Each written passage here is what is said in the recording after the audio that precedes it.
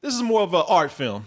I mean, it is a visual album. If you like Beyonce's music, her music is there. So, it's a little more mainstream than your average art film or art piece.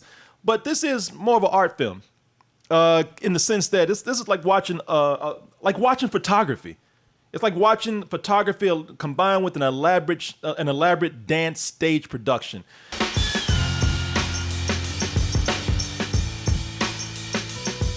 This should get all the All Lives Matter people upset.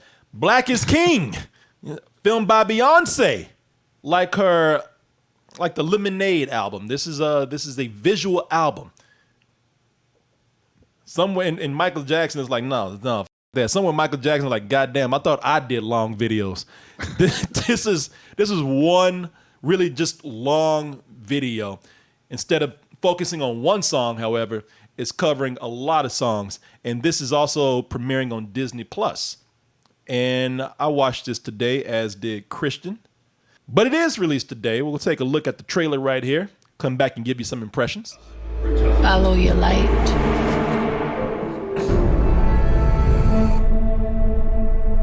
Or lose it.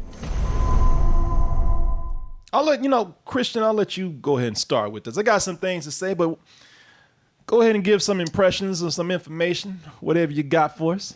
Yeah, okay. So I'll start this with a personal anecdote, which there's a part in the opening song of In the Heights, which I think is going to be a big movie next year and everyone's going to love it, where it's all crescendoing and shit. And he sings out a line. He says, DR, PR, we are nonstop, right? Dominican Republic, Puerto Rico, we are nonstop. And I always get to that part of the song and it always gives me goosebumps. I don't know, because I think about my parents coming here with no money and just being determined and working really hard. Makes you feel pride. Watching this thing, dude, honestly, and I'm not the biggest Beyonce fan in the world, or I wasn't up until I kind of watched this. I kind of got that same feeling, but I don't want to be some ignorant dude who doesn't know anything. But just the unrepentant celebration of not just being black, but African roots and stuff like that, and the color textures and all of that stuff really got me, man. I wasn't ready for this to be as artistic as it was, and maybe that's totally on me for underestimating her as an artist. This is more of an art film. I mean, it is a visual album. If you like Beyonce's music, her music is there. So, it's a little more mainstream than your average art film or art piece. But this is more of an art film in the sense that this is like watching photography. It's like watching photography combined with an elaborate dance stage production. This is like watching a photographer who really tried to emphasize black skin. It's full of dark black skinned people. Like this image right here that's making white people feel like they're about to get mugged. This is something that really is, I think, is going to be divisive in a way. I don't think it's going to be that big enough to where people are going to make this controversial or anything, but it's going to be like, people going to look at this and say, well, you're saying that you're king, you're emphasizing black skin, you're emphasizing the black race, and I think people might come in and get the wrong impression. Not everybody, because most people are smart, I'd like to believe, but I think people might look at this and be like, yeah, look at this is kind of in a way, what if I was white and we tried to celebrate white skin like this, then we would be called racist. And I don't think that's people have to realize that, this is why, first and foremost, let's get this straight, this is why Beyonce made this, because we've even seen examples of where photographers don't even know how to shoot black skin. Who's the big photographer for Rolling Stone? What's her name? Annie Leibovitz? Annie Leibovitz, I think, and I might be wrong, I think Annie Leibovitz was just criticized because she shot someone. I forgot the person who it was. It was either an athlete, I think it might have been a tennis player or something, but she shot someone and okay, so you don't really even know how to light for black skin. This is a celebration of black skin in artistry, black skin even in photography, black skin in artistic images. The cinematography treats every frame like a photograph, and I admire what they've done here with just taking black images and knowing how to film them, putting them in certain compositions and against certain contrasts with colors and whatnot. So the cinematography here is amazing. It's on an artistic level, and especially with the way she's trying to put the images out there, since dark skin is usually something that is not celebrated. Dark skin is something that's looked, down upon. Colorism is strong in many, many cultures. I admire this on that level, man. being an hour and 15 minutes long, I don't know if that's something that is for everybody to want to sit through all the way through. I mean, at some point, it might be something great for putting on in the background. It might be great to watch it in chunks and come back to. Even sitting and, watching this in one sitting, I was like, no, this is beautiful, and I'm loving the images here. After a while, it was kind of like, all right, I can cut this off and come back to it later. It's a lot of symbolism, a lot of imagery, and a lot of that set to really good music. But after a while, you're going to hit a wall. You know what I mean? So I think it's probably best to be viewed in like 30-minute chunks at most, and to kind of go back to it. But I just want to say this, man. For the longest time, I always compared Beyonce to Michael Jackson. Yeah. In as much that, like, if you put a gun to my head and you said Bowie, Prince, or Michael Jackson, one of them's got to go. Who's the better artist? I'm probably going to pick Prince and Bowie in terms of what being an artist is, right? Like, always marching to the beat of your own drum. Yeah. Michael Jackson, phenomenal. He was one of the best performers ever. I always put Beyonce in that category. She's a phenomenal performer, just not really an artist that I care for. But, like, after watching this, I really feel like she's just stepped up her game these last couple years, man. Like, what she did with that Homecoming Netflix thing, which was like a celebration of Black college experiences and stuff like that. Yeah. She's just doing this forefront. Like, I think she's doing so much for representation in a world where we desperately need it, for sure. But she's not compromising any of the weirder artistic stuff. Like this, you said it. This is still an art film. This is not like a prolonged music video. It's really weird and kind of out there, and it took a lot of courage to do that. I think the only place it falls short is that it's trying to. It's a companion piece. It's a companion piece to the Lion King soundtrack. So throughout the whole thing, you're hearing these sound bites and these samples from the Lion King. Simba, you must remember who you are. And it's like, all right, in a way, I think they're even trying to do sort of an artistic retelling of the Lion King, which. Okay, that's cool, but that narrative doesn't really go that well with this. Because somebody asked in the chat, is there a narrative? Maybe. Kind of with the Lion King. But, I mean, really, let's be honest. I mean, because you're right.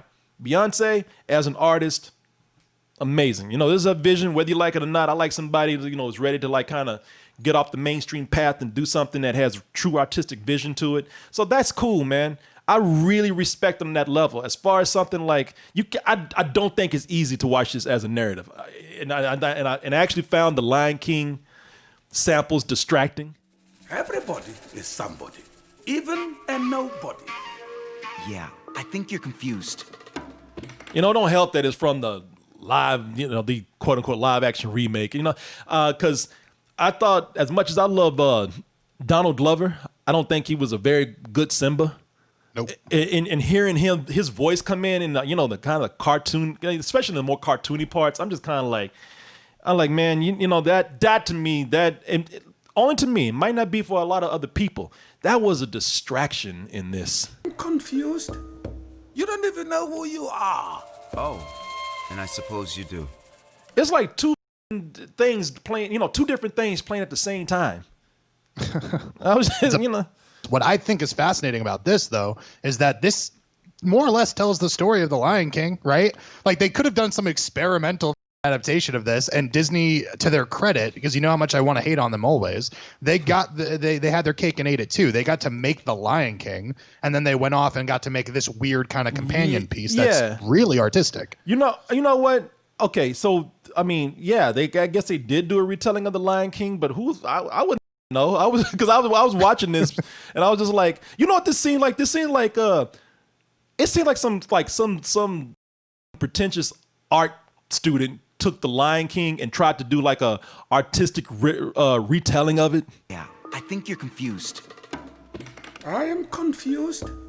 You don't even know who you are. Now let's be honest. If anybody came in and they said, I'm going to do my retelling of the Lion King and use the exact same soundtrack, and we saw this shit right here, and I suppose you do. Most people in the audience would be like, "What the f is this?" So It was No, just, but isn't that kind of the point? It's a Trojan horse, man. You're taking a well-established story and you're able to imbue it with other things. Like, I think it's always nuts that when we go back and we watch the 94 film, as amazing as it is it a great celebration of Africa and its culture? Like, not really. You know what I'm saying? Like, and I think when Black Panther hit big and made over $1 billion, like that was a moment where we were like, oh, we can do this. Like, we can celebrate culture. We don't have to believe in tokenism. We can throw money at something and trust audiences to buy into it. Obviously, this is apples and oranges, right? But I still like the idea that someone was taking a well-known piece of art in order to tell another story. I gotta tell you, I saw Lemonade, and if I had to like pick between the two, I think this is visually this is slightly superior to Lemonade. It's again, maybe because it is the celebration of black skin and has a theme throughout. Lemonade did it too in a way, but I don't know, man. It's shorter. And it doesn't have the distractions of samples from movies in there or anything. You know, this is I think that effort was a little bit better. I tried to change.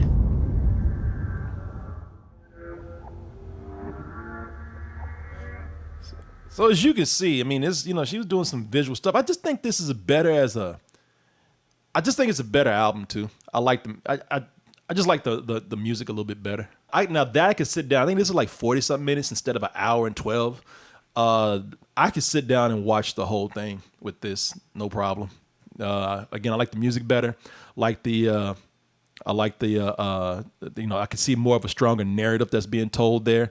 But yeah, visually, I think that it's a stronger effort, and she's very successful on that end with Black Is King. So, Well, you know what Lemonade didn't have was a partial Destiny Child reunion. All right, so how about that? You coming at me for loving Kelly Rowland, and I don't appreciate that shit, man. That is true. That is true. You had kind of a pseudo Destiny's Child reunion right there. So yeah, man. They're the ones that matter. Like, no shade to the other children or child, but yeah, Kelly's the one, man. Yeah, man. No, you got me on that one. But nah, man. I mean, Beyonce's your thing, then yeah, shit. Check it out. It's cool.